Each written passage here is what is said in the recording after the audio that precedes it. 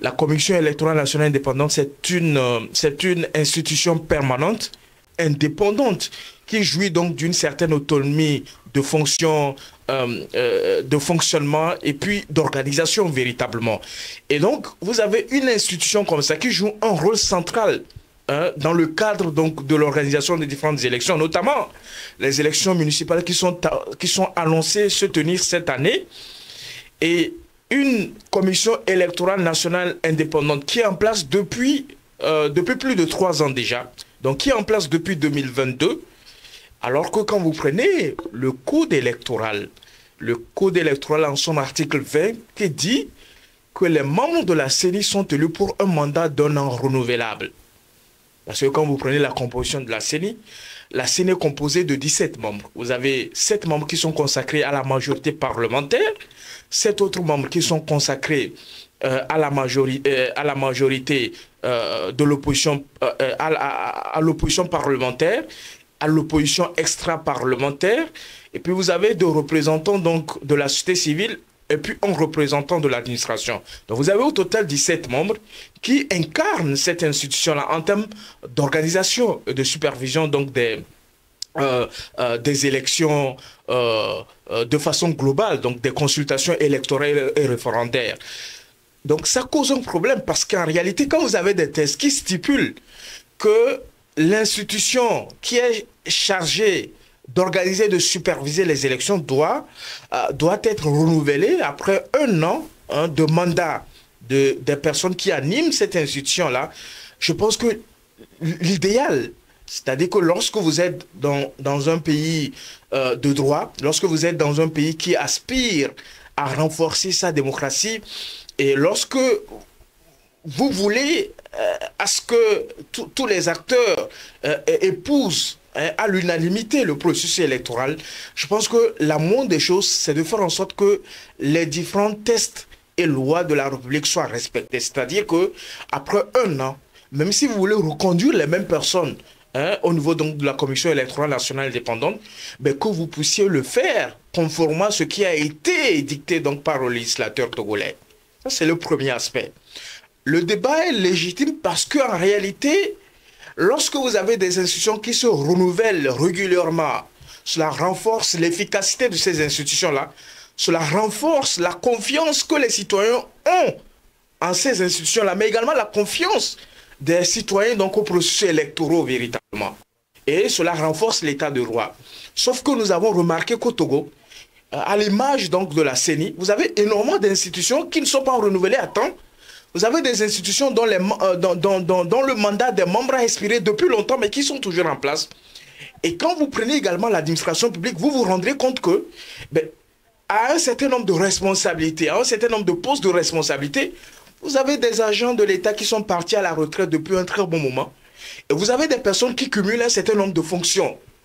Ce qui en réalité n'est pas normal. Ce qui en réalité viole un certain nombre de dispositions. Des lois organiques, des lois ordinaires, mais également de la Constitution.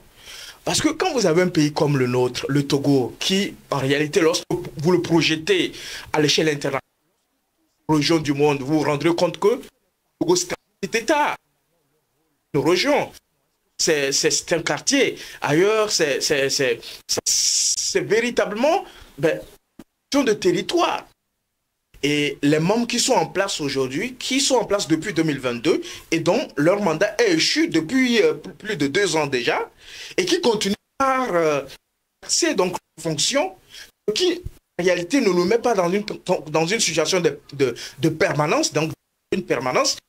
Ceci ne nous met pas dans une situation où, parce que nous ne sommes pas dans une situation de permanence, parce que nous ne sommes pas dans une situation post-électorale, nous sommes véritablement dans le processus électoral.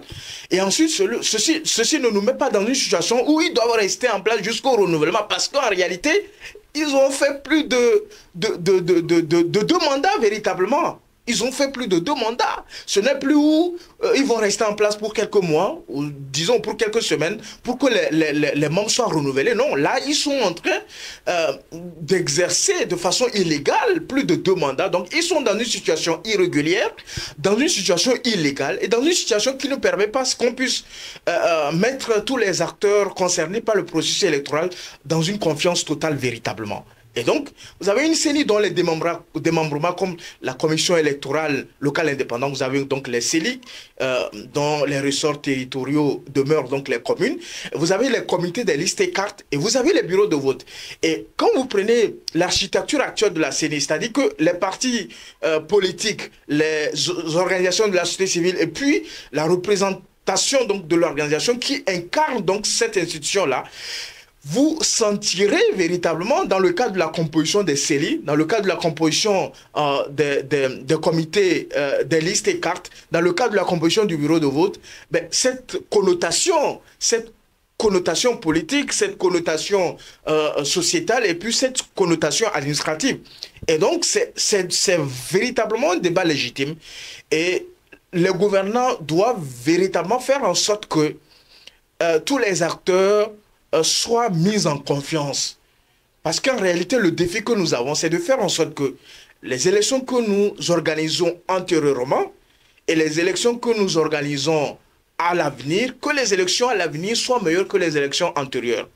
Parce qu'au regard des crises politiques que nous avons connues, au regard des violences électorales que nous avons connues, vous vous rendrez compte que tous les problèmes que nous avons en termes de renforcement de l'état de droit, de la démocratie de notre pays, sont liés aux élections.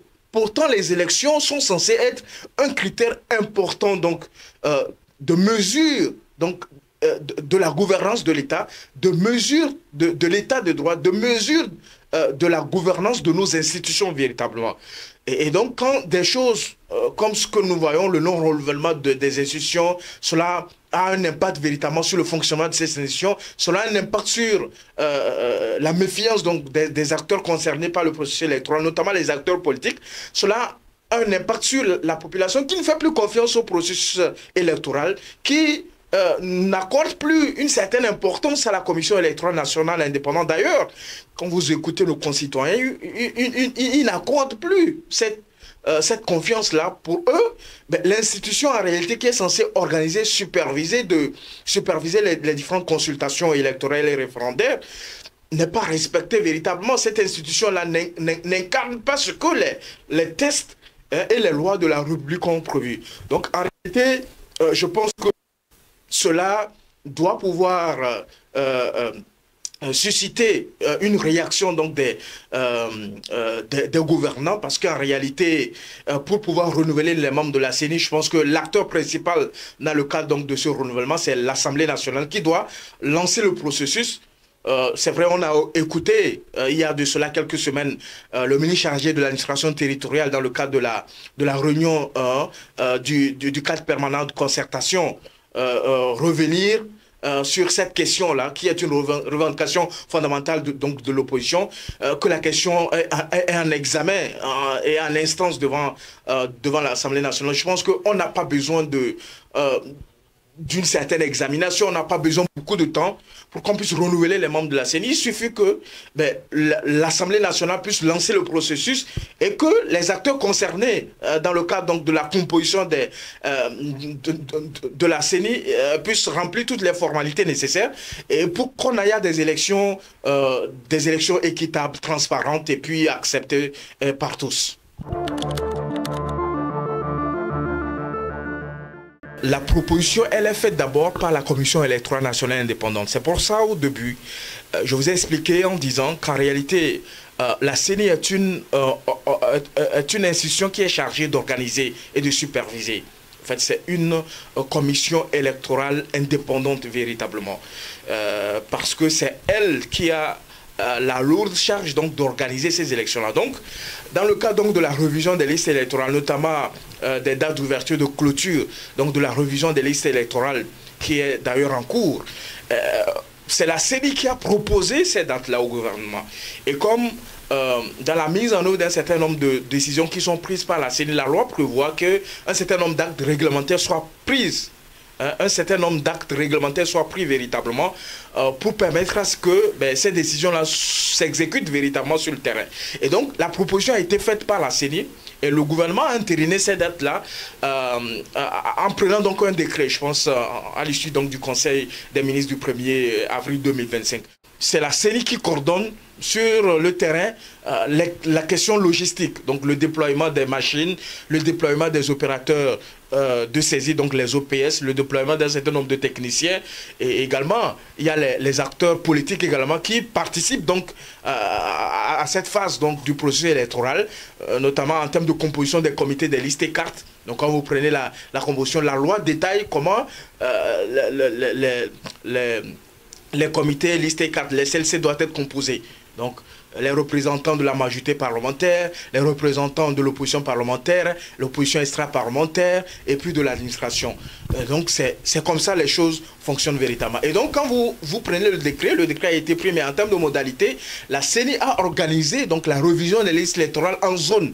Donc, quand vous prenez la zone 1, qui regroupe donc la région maritime et la préfecture du AO, donc c'était du lundi 7 au mercredi 9 avril 2025, comment on appelle ça, c'était les dates initiales qui ont été prévues.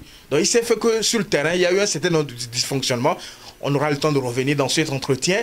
Et donc ce qui a poussé la Commission électorale nationale indépendante à proposer une prorogation donc d'un jour, ce qui a un impact véritablement sur le budget proposé donc par la CENI pour couvrir donc cette phase de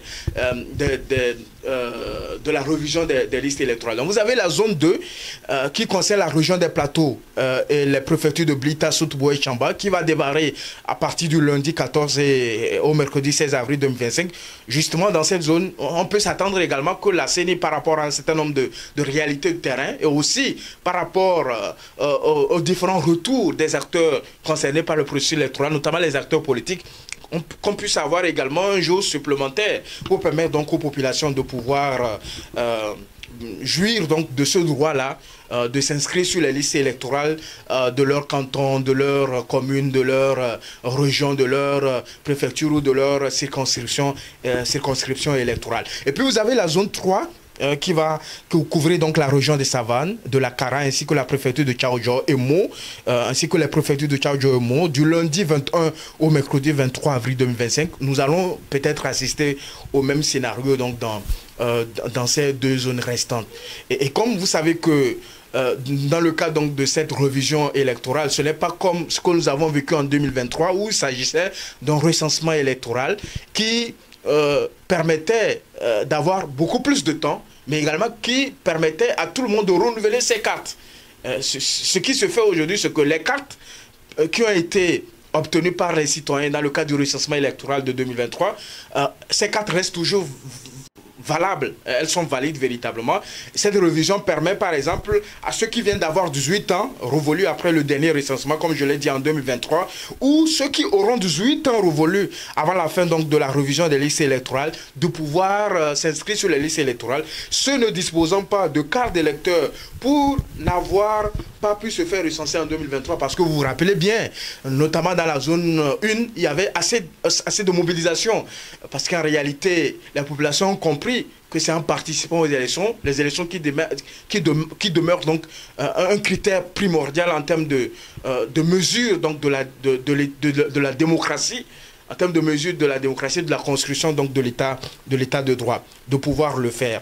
Et puis ceux qui viennent de recouvrir leurs droits civiques perdus après une condamnation par la justice, ceux qui veulent changer maintenant de lieu de vote à cause d'un changement de domicile ou d'une affectation, ceux qui ont perdu leur carte d'électeur et qui veulent une nouvelle carte. Donc ces personnes-là aussi sont concernées par cette révision des listes électorales. Ceux qui veulent faire corriger des erreurs portant sur leur nom ou leur prénom, leur lieu de résidence sur la carte.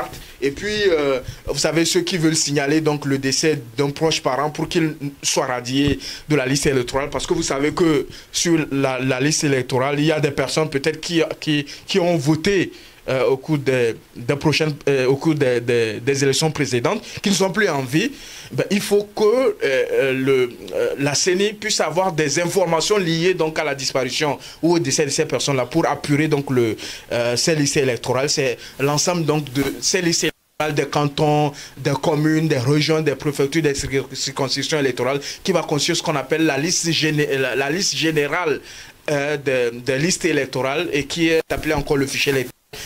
Pour les populations qui souhaitent véritablement aller renouveler leur carte ou qui se retrouveraient donc dans ces situations-là, les documents acceptés et les documents qui ont été prévus par le code électoral, c'est le passeport d'abord.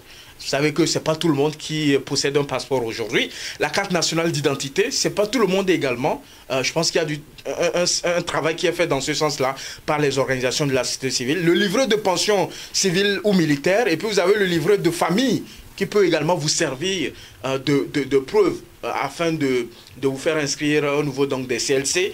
Et puis, il y a également, et ça c'est la loi qui prévoit cela, il y a la présence d'un chef traditionnel ou de son notable. Donc, il peut donc faire un témoignage pour dire qu'en réalité, vous résidez dans le canton, vous résidez dans la commune et tout cela.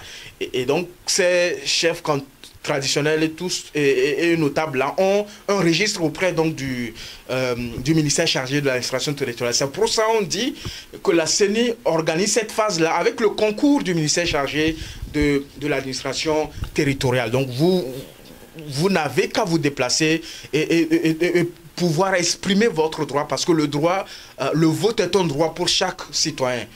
Parce que quand vous prenez le corps électoral au Togo, le corps électoral est constitué donc de tous les citoyens dont l'âge de 18 ans révolu, jouissant de leurs droits civils et politiques, et puis ne se trouvant pas dans une situation d'incompatibilité ou dans une autre situation prévue donc, par le code électoral qui ne leur permet pas donc, de pouvoir exercer d'abord leur droit de s'inscrire sur la liste électorale, ensuite leur droit de s'exprimer lorsque le scrutin sera fixé véritablement.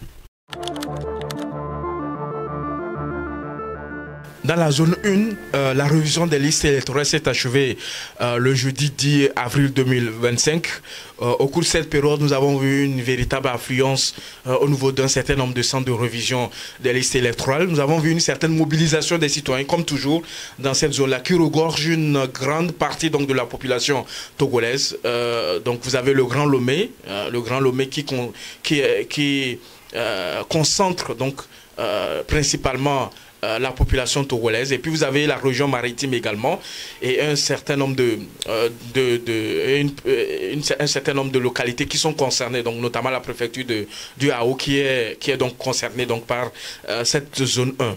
Bon, le constat que nous pouvons faire, nous, pour avoir été dans un certain nombre de centres de révision, nous avons observé un certain nombre de dysfonctionnements. Vous avez par exemple au début donc de cette phase-là, vous avez vu le retard dans l'arrivée des kits d'enrôlement dans certains centres de révision. Un certain nombre de partis politiques ont révélé cela. Un certain nombre de partis politiques ont exprimé donc leurs inquiétudes par rapport à ce point-là que nous avons pu constater également. Et puis vous avez la non-installation donc de nombreux kits rendant leur utilisation impossible. Donc dans certains centres de révision, vous avez également ce constat-là qui a été fait.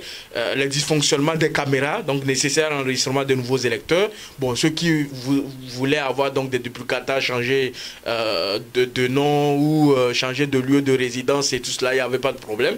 Le vrai problème, c'était ceux qui voulaient donc avoir une nouvelle carte, ceux qui venaient d'avoir 18 ans, ceux qui auront 18 ans jusqu'à la fin donc, de cette phase de révision des listes électorales, et puis ceux qui n'avaient pas pu se faire enregistrer lors du recensement électoral de 2023. Donc il y a également ces dysfonctionnements qui ont été constatés. Et puis il y a les défaillances des capteurs d'empreintes ou des imprimantes.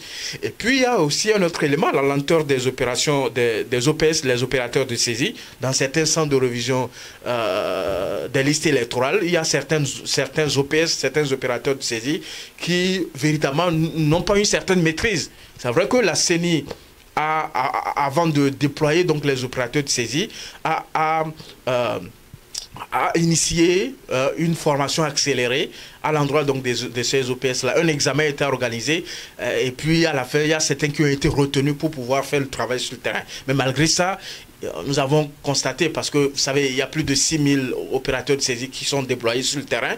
Donc vous imaginez un peu, donc ce n'est pas tout tout ne peut pas être parfait véritablement. Ce sont des choses sur lesquelles on peut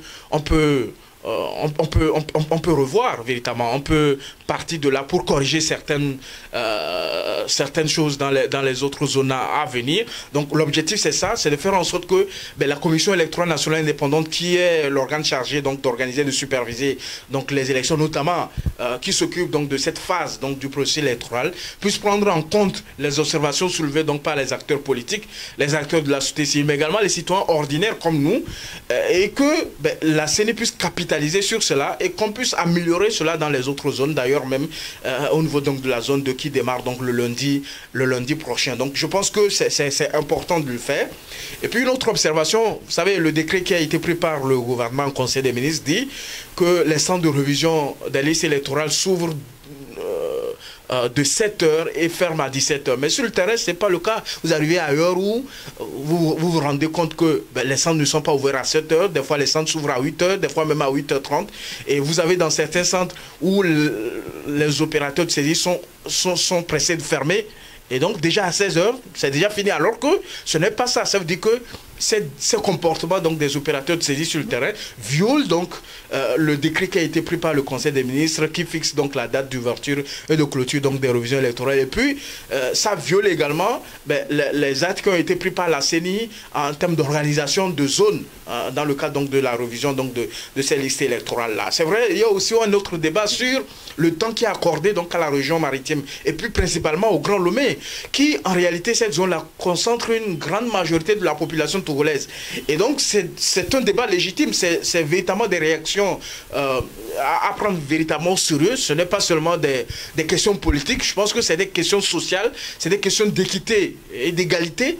Faire en sorte que là où il y a une présence humaine assez importante, que cette zone-là puisse avoir des jours qui leur permettent véritablement, parce que s'inscrire sur les listes électorales, c'est un droit et l'État a l'obligation de mettre les moyens nécessaires pour permettre donc aux citoyens de pouvoir s'inscrire sur les listes électorales, parce que si vous n'avez pas une carte d'électeur, vous ne pouvez pas exprimer votre droit de vote, alors que le droit de vote est un droit constitutionnel.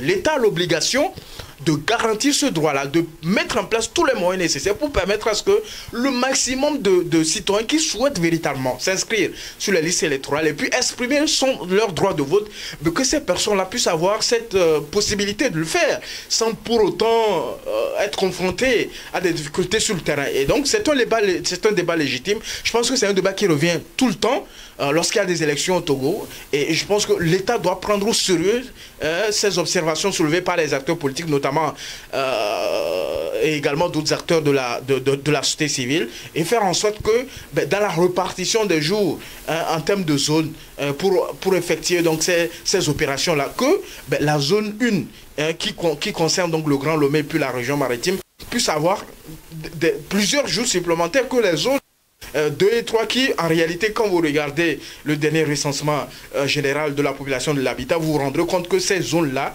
ne concentrent pas véritablement une grande présence humaine véritablement. Donc, ils ne peuvent pas avoir le même jour pour pouvoir faire ces opérations-là. Donc, c'est ce que nous avons pu constater sur le terrain, et nous avons pu écouter un certain nombre d'acteurs politiques et puis des autres acteurs qui sont concernés par le processus électoral. Je pense que le plus important, c'est de perfectionner le processus, c'est de faire en sorte que d'année en année, que nous puissions améliorer les choses. Il ne faut pas qu'on répète les mêmes erreurs, parce que c'est ça le problème. Lorsque vous répétez les mêmes erreurs, vous mettez en péril les élections en termes de crédibilité, en termes d'acceptation, en termes de transparence. Et quand c'est comme ça, après ça crée des violences. Et quand ça crée des violences, ça a un impact sur le développement du pays, ça retarde le pays en termes de développement, et ça ne permet pas donc aux populations de pouvoir jouir véritablement de leurs droits reconnus donc par les différents textes et lois de la République.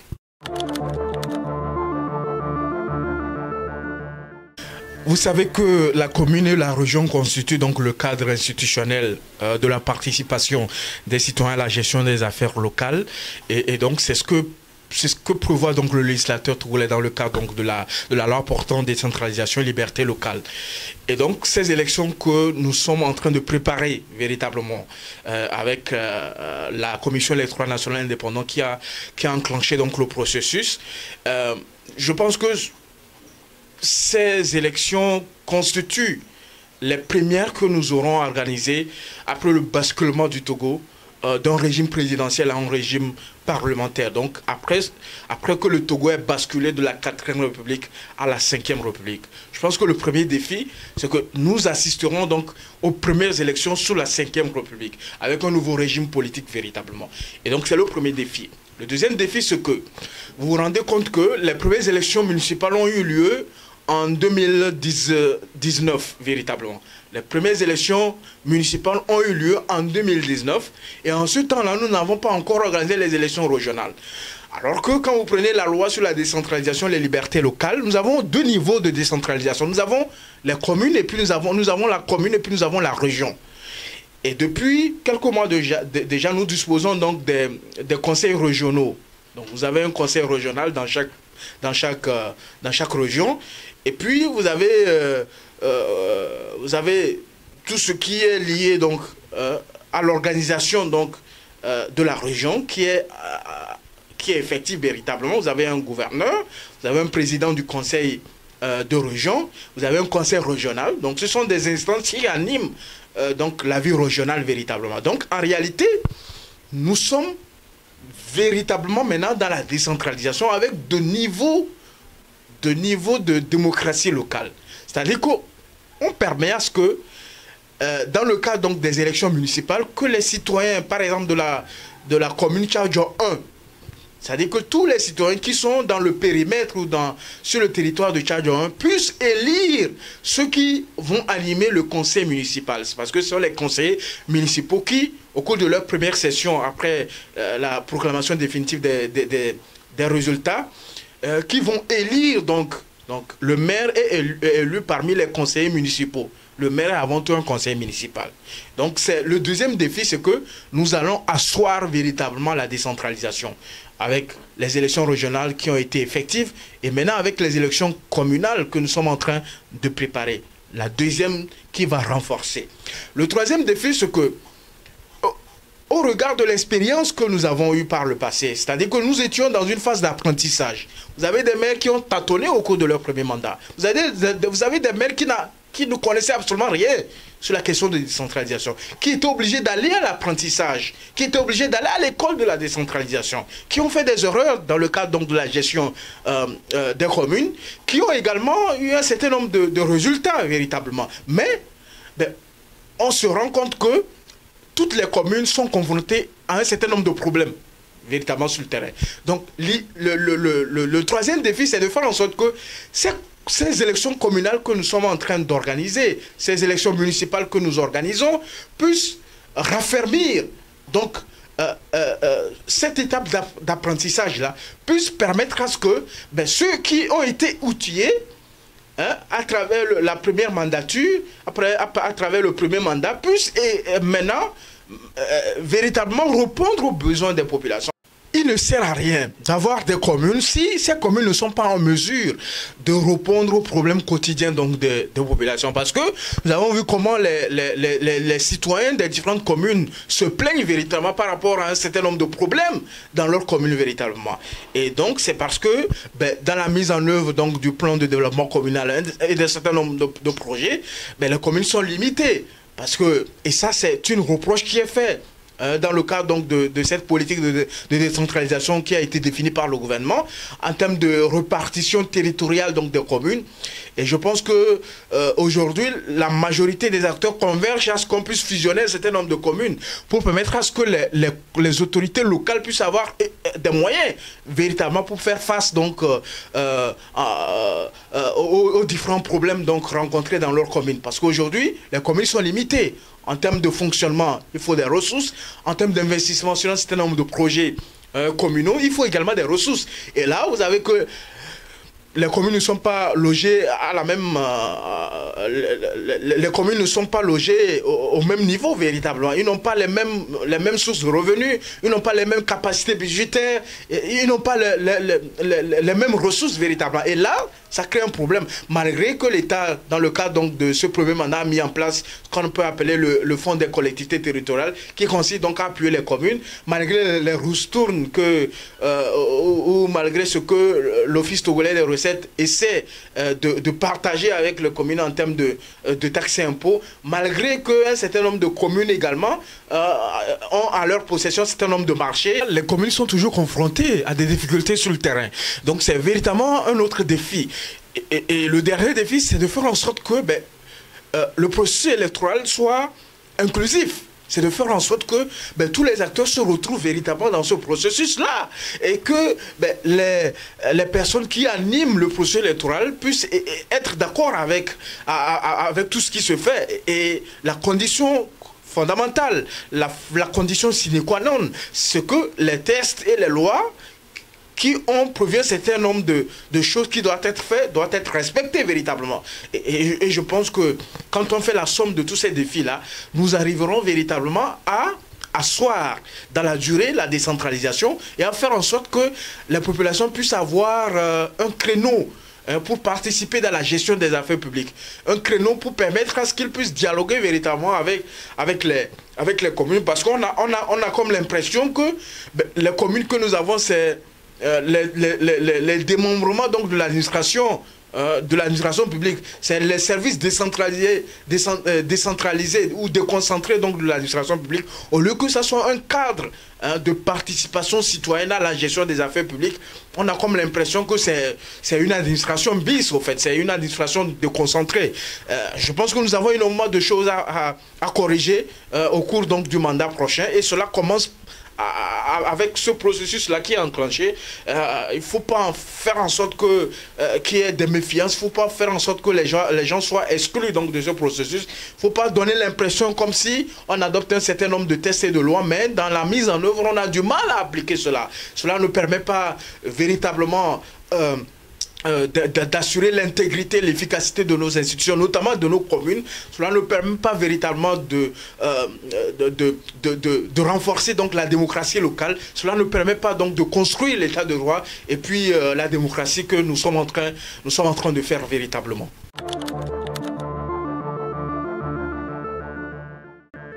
La révision des listes électorales s'est achevée dans la zone 1 le jeudi 10 avril 2025, mais dans les autres zones, cela va se poursuivre à partir du lundi prochain, donc dans la zone 2 et puis dans la zone 3. Je pense que l'idéal, c'est que nous avons à cœur de développer notre pays, si nous avons à cœur de participer à la gestion des affaires locales, l'idéal, c'est en sorte que nous nous inscrivons sur les listes électorales. C'est notre droit le plus absolu, garanti par les TC et lois de la République. Tenir notre carte d'électeur, parce que sans ça, nous ne pouvons pas exprimer notre droit de vote. Donc, le droit de vote est un droit constitutionnel et nous devons pouvoir jouir de ce droit.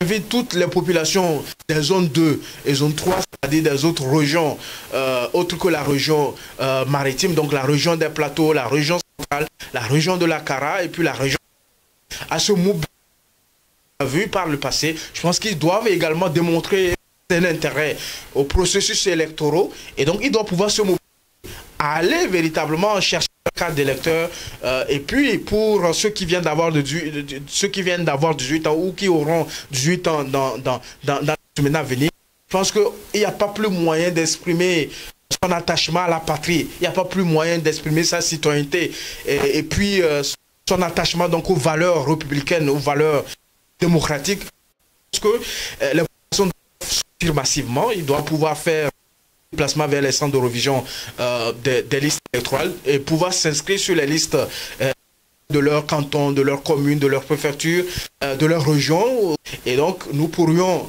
véritablement participer au renforcement donc, de la décentralisation avec les élections à venir. Et puis au-delà, je pense que les acteurs politiques doivent pouvoir s'entendre sur le principe véritablement qui est donc de respecter donc les dispositions contenues dans le code électoral, et le gouvernement doit faire un effort pour que la CENI actuelle soit renouvelée parce que cela en va de sa crédibilité, cela en va de son intégrité, de son efficacité. Si la loi dit que la CENI doit pouvoir ouvrir le fichier électoral aux acteurs, aux partis politiques légalement constitués, mais également au ministère chargé de l'administration territoriale, je pense que En conjuguant tous ces efforts-là, nous arriverons donc à construire un Togo durable, un Togo inclusif.